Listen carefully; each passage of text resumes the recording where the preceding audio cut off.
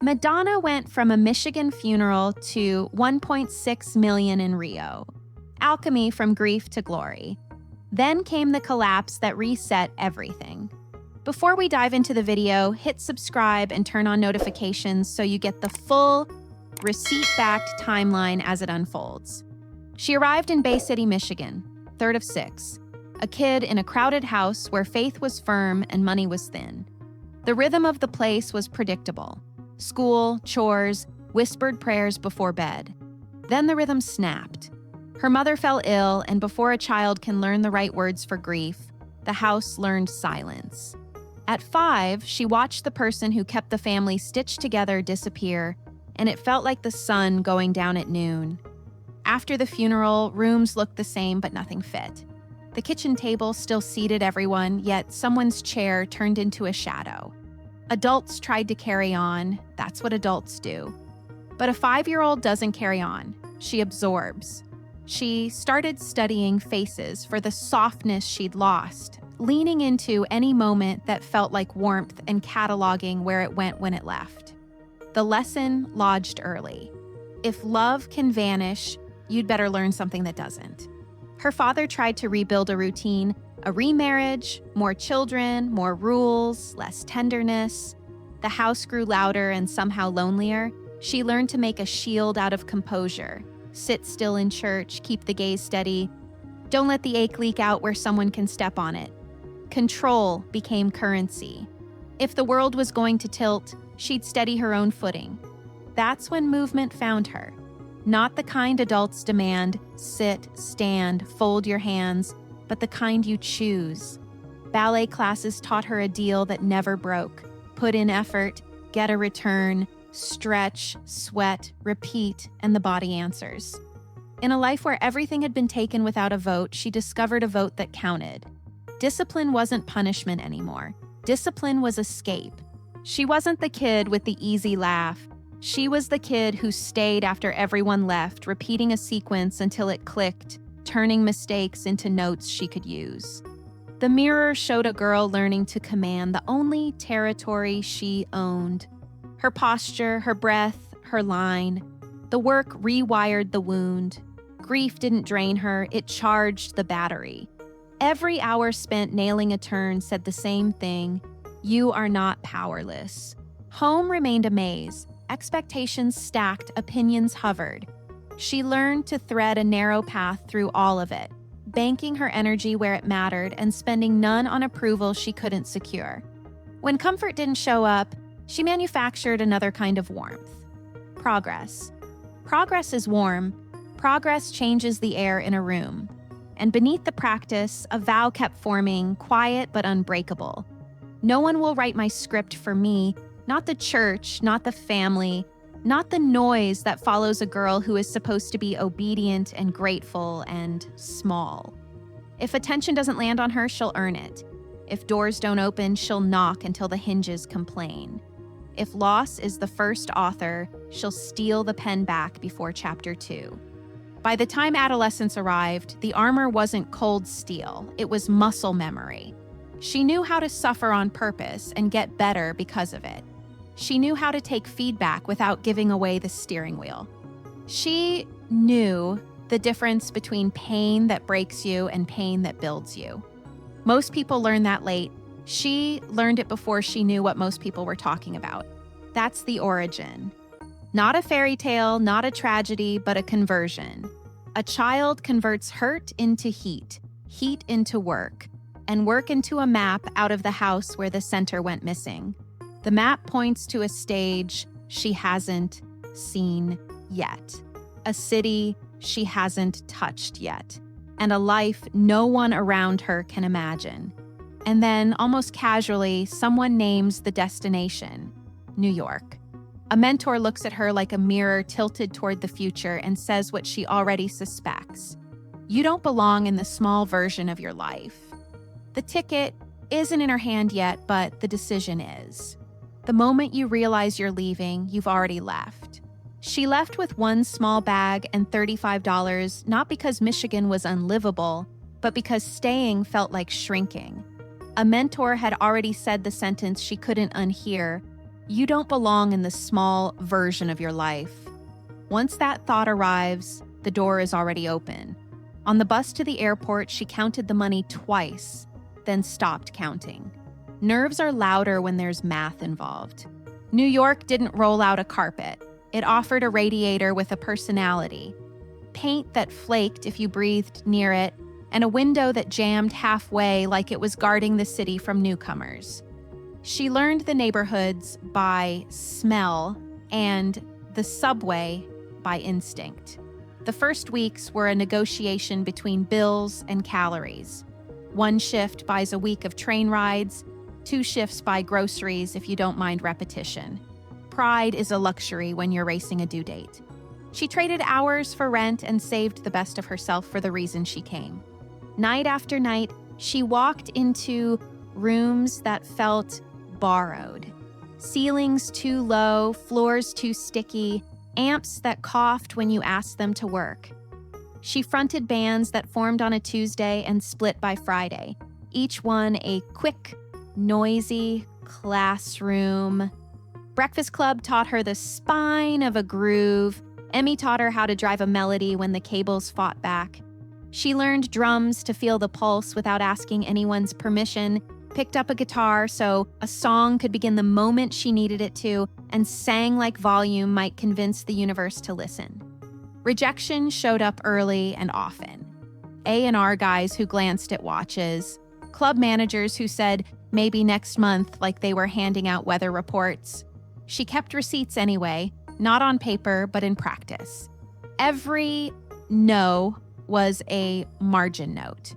Trim the verse, lift the chorus, enter with heat, leave with a hook. She stopped arguing with gatekeepers and started making it impossible for rooms to ignore her. There's a difference between wanting approval and demanding attention. She crossed that line and didn't look back. The proof wasn't a grand speech. It fit in a pocket. A cassette that sounded bigger than the room it came from, rough at the edges and undeniable in the middle. She didn't wait for a meeting. She handed it to a DJ who trusted the dance floor more than anyone's opinion. The first time the track hit, the room answered in a language that doesn't lie. Heads lifted, shoulders changed angle. The beat took ownership of the night. In that moment, she wasn't a long shot. She was a problem the city would have to solve. Rumor did the rest. Names traveled between booths and back offices, and suddenly she wasn't explaining herself to bored faces. She was fielding questions that sounded like plans. The contract that followed didn't feel like fate. It felt like confirmation that repetition works. Studio dates replaced double shifts. Deadlines arrived with a pressure she recognized and welcomed. She already knew how to suffer on purpose and get better because of it. Now, the suffering had a release date. In the studio, the same arithmetic held: effort in, progress out. She stacked harmonies the way she used to stack chairs after a shift. Quick, neat, on to the next. She argued for the tempo she wanted, fought for the drum, feel that made the chorus lift, cut a line that wasted a second of anyone's attention. The songs started standing up on their own, and once they could stand, they could run. The apartment didn't change much. The radiator still hissed like a critic. The window still stuck. But the air felt different. It wasn't hope. Hope is soft. It was inevitability built out of practice. She had arrived with almost nothing but a short list of things she could control: her time, her work, her nerve. That list proved long enough. When the mixes finally left the room and entered the city, she could feel the axis shift. The kid who came to New York to get a vote had found more than a ballad. She had found a frequency other people tuned to without being asked. The cassette kept sneaking into rooms and changing the weather. In one club, it turned a Tuesday into a Saturday. In another, it made strangers act like they'd arrived together. When a label finally leaned in, the yes didn't come as confetti. It arrived as a calendar: studio slots, mixed deadlines, meetings that started late and ended with someone saying, "Run it again." She treated the room like a gym. Takes were reps. If a hook didn't lift on the fourth pass, she changed the angle and tried a fifth. The voice wasn't the point alone. The point was how the whole track moved a body that wanted to resist. The first singles wore a smile and hit a spine. Holiday sounded like a break, but underneath it was discipline and repetition and the math of a chorus that knew exactly where to land. Borderline didn't plead, it negotiated. Lucky, Star came off like glitter. It was grit. Radio grabbed them because people had already decided in the dark that these songs belonged to them. She didn't arrive as a critic's darling. She arrived as a problem every station had to solve or be left behind. The chart positions weren't accidents. They were measurements of rooms that had already been moving for months. What changed wasn't just exposure, it was leverage. When she walked into an office, the spreadsheets were already singing along. She learned that the most powerful sentence in the building was also the simplest. The crowd likes it. With that, experiments became acceptable. Budgets loosened. Video treatments stopped being favors and started being battlegrounds where she could test how far an idea could go before the culture blinked. Fame wasn't a miracle. It was velocity meeting preparation and refusing to slow down when the air got thin. The visuals stopped being decoration and started being thesis. Lace wasn't just lace, it was a dare. A cross wasn't only a symbol, it was a switch you flip to light up every argument the room's been avoiding. She learned that if you touch a wire precisely, the shock doesn't kill you, it powers the whole set. Like a Virgin wasn't a confession. It was a satire with a beat you couldn't dismiss. Like a prayer took sacred imagery and placed it next to desire on purpose, forcing the world to see both as parts of the same human truth. Backlash came loud, brands backed up, press moralized, columns scolded. She didn't flinch, she converted. A canceled deal meant freedom to push further and a fresh round of curiosity from the audience who understood that risk is more interesting than compliance. She didn't chase scandal, she engineered conversations that culture was going to have anyway and made sure her name sat in the first line. The outrage cycle became a renewable resource.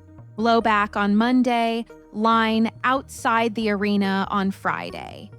Reinvention wasn't costume hopping, it was strategy. A tightly choreographed tour would be followed by a film roll that required stillness. After a run of brightness, a turn to shadow and introspection. Then back to mirror ball immediacy, with beats that slammed like a door. Each metamorphosis felt like a new room, but the house was the same.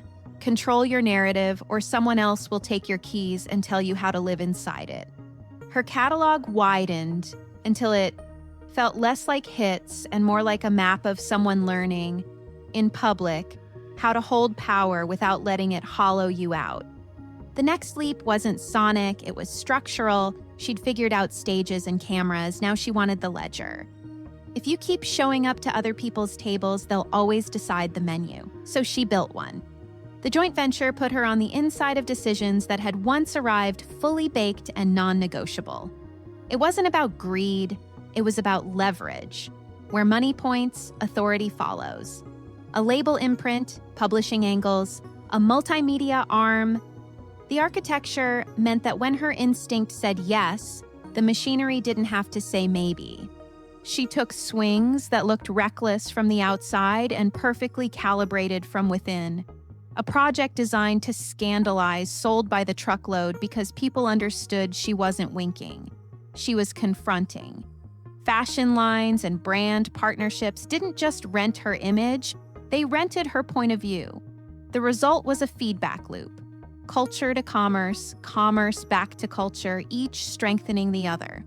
Where most artists took whatever deal relieved the pressure that week, she reached for deals that made pressure a choice.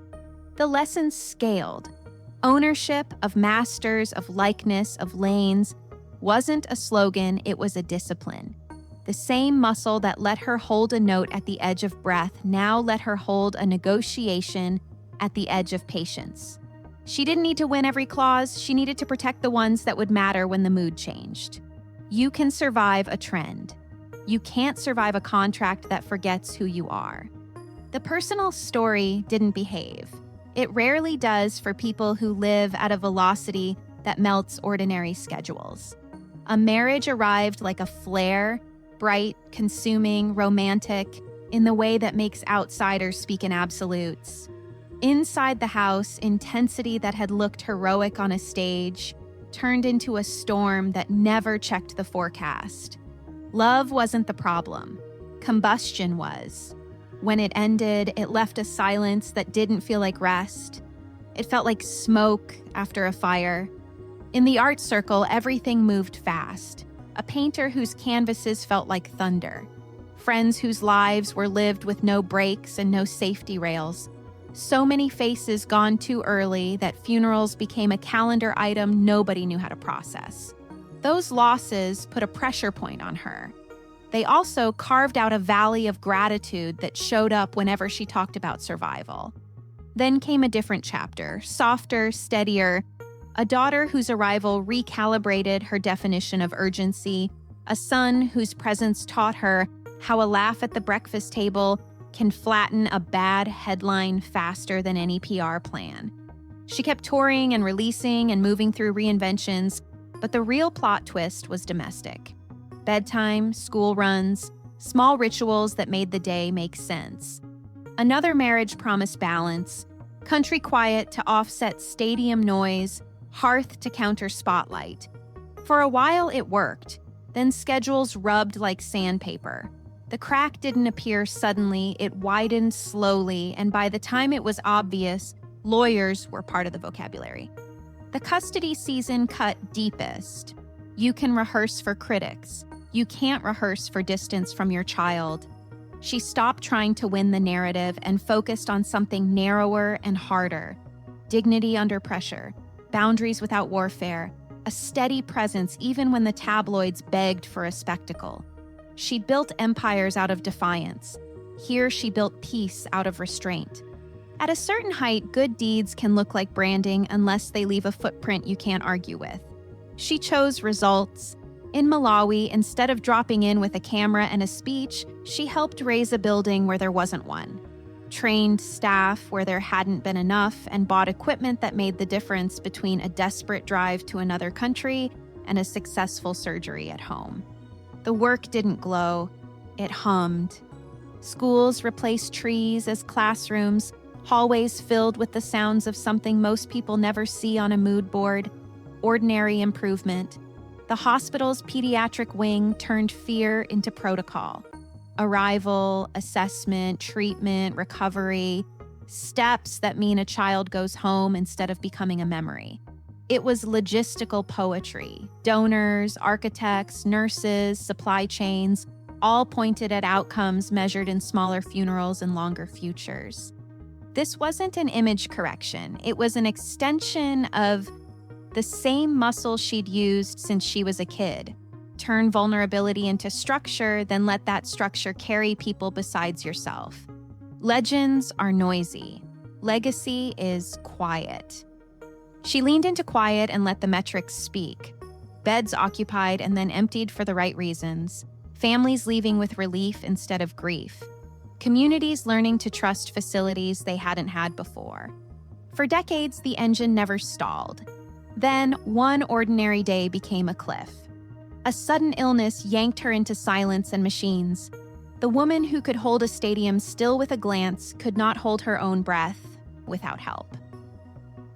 There's a violence in that reversal that fame can't cushion.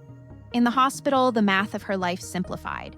Children's faces, the rhythm of a monitor, the terrible knowledge that everything she'd built could be reduced to a room where time moves in beeps. She didn't turn it into a slogan. She let it change her. When the crisis passed, the world wanted a triumphant quip.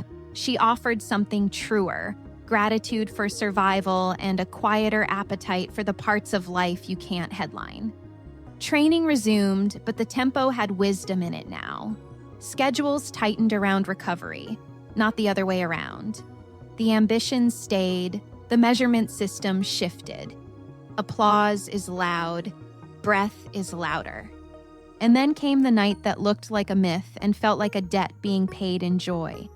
A beach full of people stretching past the horizon, a show so large it seemed like the ocean was keeping time.